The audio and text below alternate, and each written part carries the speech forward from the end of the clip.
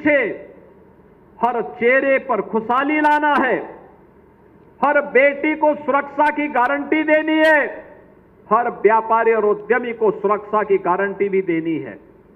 याद करिए, इनके समय में चौथ वसूली जाती थी उद्यमियों से, व्यापारियों से। आज कोई किसी व्यापारी से, किसी उद्यमी से कोई इस प्रकार का गुंडा टैक्स नहीं ले सकता है, और गुंडा टैक्स लेगा तो उसको मालूम है कि अगले चौराहे पर यमराज उसका इंतजार कर रहा होगा। यमराज के यहां जाने का रास्ता सीधे सीधे खोलने की गारंटी अवश्य हो जाएगी। बहनों और भाइयों, ये जो माहौल पैदा हुआ है विकास का, एक सकारात्मक माहौल है, और इस सकारात्मक माहौल के साथ मैं धन्यवाद दूंगा पिपरोली विकासखंड के लोगों को, सैजनवा विकासखंड के लोगों को, पाली विकासखंड के लोगों को, खजनी, बेलघाट, सिकरीगंज, धुलियापार, उरवा, इन सभी क्षेत्र के लोगों को जिन्होंने विकास के इस कार्यक्रम के साथ जुड़ करके यहां पर निवेश के लिए सरकार के अभियान का हिस्सा बन करके उसे सकारात्मक रूप से आगे बढ़ाने में अपना योगदान दिया है।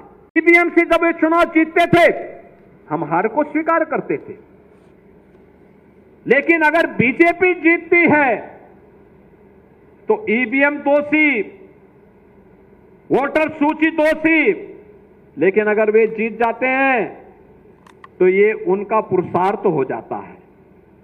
बहनों और भाइयों, ये कड़वा कड़वा थू और मीठा मीठा गप नहीं चलेगा। ये विपक्ष का इंडी गठबंधन की ये नकारात्मक राजनीति तुष्टीकरण की हद तक जाकर के देश को गुलामी की ओर धकेलने की राजनीति है। इससे उभरने की आवश्यकता है। जो लोग जाति के नाम पर बांट रहे हैं, क्षेत्र और भाषा के नाम पर बांटने का प्रयास कर रहे हैं, ये विकसित भारत के सपने के बैरियर हैं।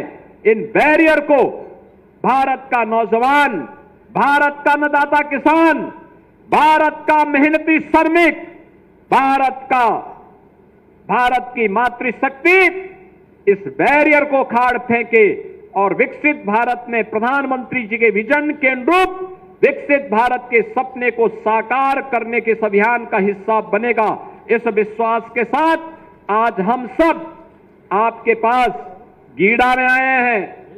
गीडा का एक कार्यक्रम लगातार आगे चलेगा। विकास की प्रक्रिया, आप सोचो, गीडा पहले सैजनवा तक सीमित था, आज पिपरोली ब्लॉक आ गया, अब ये चलते चलते धुलियापार तक पहुंच गया। कितना विस्तृत हो गया, कितना विस्तृत भूभाग हो गया। और जितने भी उद्यमी हैं सब अब इस बात को कहते हैं 17 के बाद किसी भी उद्यमी से कोई गुंडा टैक्स नहीं लेता है। नहीं तो समाजवादी पार्टी की सरकार में ये उनके संस्कार का हिस्सा था कि गुंडा टैक्स जरूर लेते थे, लेकिन अब ये नहीं हो सकता। किसी भी गुंडे को, किसी भी माफिया को प्रदेश के अंदर माहौल खराब करने की छूट नहीं देंगे। इस विश्वास के साथ आज के इस अवसर पर मैं इन सभी परियोजनाओं की आप सभी को बधाई देता हूं, अपनी शुभकामनाएं देता हूं और विश्वास करता हूं कि हम सब विकास की इस प्रक्रिया के साथ जुड़ करके प्रदेश सरकार के द्वारा विकसित उत्तर प्रदेश के लिए जो रोड मैप तैयार किया जा रहा है, जो विजन डॉक्यूमेंट तैयार किया जा रहा है, आप भी अलग अलग सेक्टर में अपने सुझाव दे करके उत्तर प्रदेश के विकास में सहभागी बनेंगे।